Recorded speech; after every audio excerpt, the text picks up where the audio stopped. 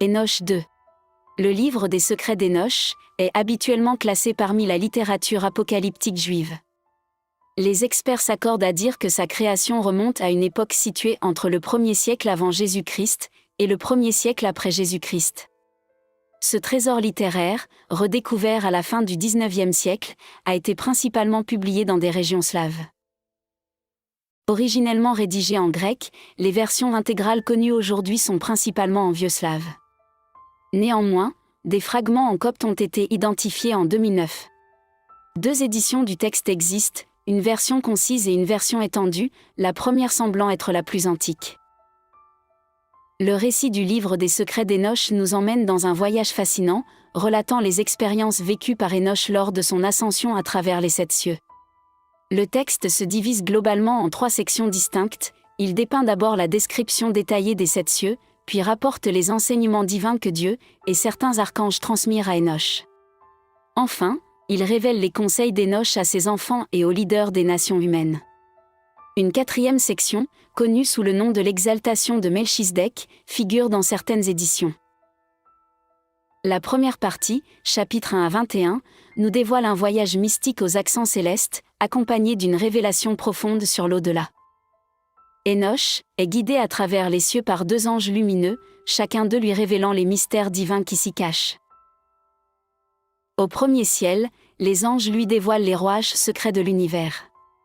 Énoch est mené dans un lieu fascinant où les anges célestes gouvernent les phénomènes atmosphériques, avec une précision divine. Il y contemple les astres dans leur danse éternelle, les nuages formant des fresques mouvantes, ainsi que les réservoirs sacrés de neige et de rosée, source de vie sur terre. Au 2e ciel, l'ambiance change, prenant des teintes sombres et mélancoliques. Énoch y rencontre les anges déchus, emprisonnés dans les abîmes célestes, attendant avec angoisse leur jugement final. Leurs visages, marqués par la tristesse et le remords, reflètent la gravité de leur rébellion passée. Au 3e ciel, Énoch découvre le jardin des délices, le paradis. Ce lieu de paix incommensurable, où les âmes des justes reposent, baigne dans une lumière éternelle et bienveillante. Mais au nord de ce havre de paix, se dessine le contraste effroyable de l'enfer, où les âmes des injustes sont tourmentées dans une souffrance perpétuelle. Ce lieu de désespoir, éclipsé par les ténèbres, résonne des lamentations de ceux qui y sont emprisonnés. Le 4e ciel se révèle comme l'écrin éblouissant où soleil et lune tracent leur parcours lumineux.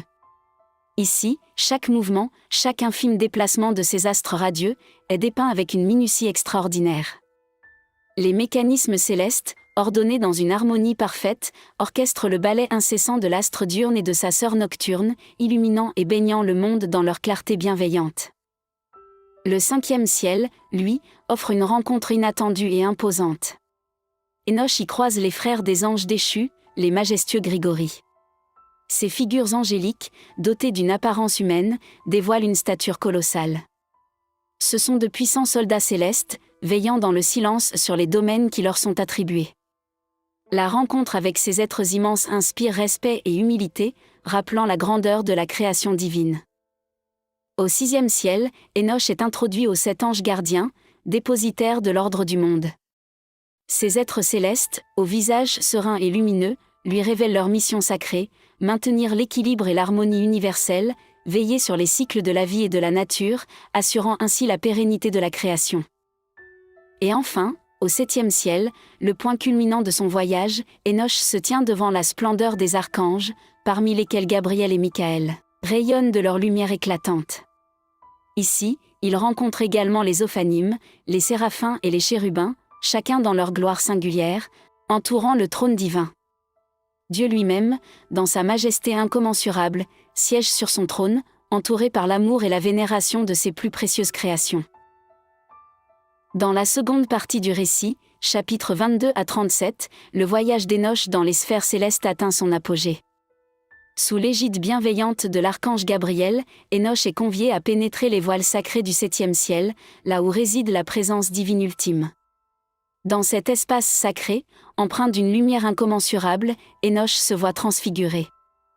Michaël vient à sa rencontre, et sous son toucher céleste, Énoch revêt une apparence angélique, scintillant d'un éclat divin semblable à celui des messagers célestes. Alors, un épisode mystique se déploie. Dieu, dans sa sagesse infinie et son amour insondable, met à l'épreuve la loyauté de ses anges. Il leur ordonne de s'incliner devant Enoch, désormais semblable à eux dans la lumière céleste. Les anges obéissent, reconnaissant en Enoch un être choisi par la grâce divine. Le Très-Haut appelle ensuite l'ange Vrotil à ses côtés. Il lui confie une mission sacrée, remettre à Enoch un calame et des volumes sacrés, et lui transmettre l'ensemble du savoir universel. Dans un élan d'inspiration divine, Enoch, mu par la main de l'archange, consigne en 30 jours et 30 nuits les mystères cosmiques dans 360 manuscrits lumineux. Dieu, dans un dialogue intime et profond, révèle ensuite à Enoch des secrets que même les anges ne connaissent pas. Il lui dévoile l'œuvre grandiose de la création, la danse subtile des étoiles, et les rythmes de l'univers. Il lui confie aussi la prophétie du déluge, un châtiment divin destiné à purifier la terre. Après cette révélation, Dieu envoie Enoch sur terre pour un ultime voyage. Muni des manuscrits sacrés, il a pour mission de transmettre aux siens, en l'espace de 30 jours, les connaissances et les secrets divins qu'il a eu le privilège de recevoir, avant de regagner sa place parmi les étoiles, au sein de la lumière éternelle.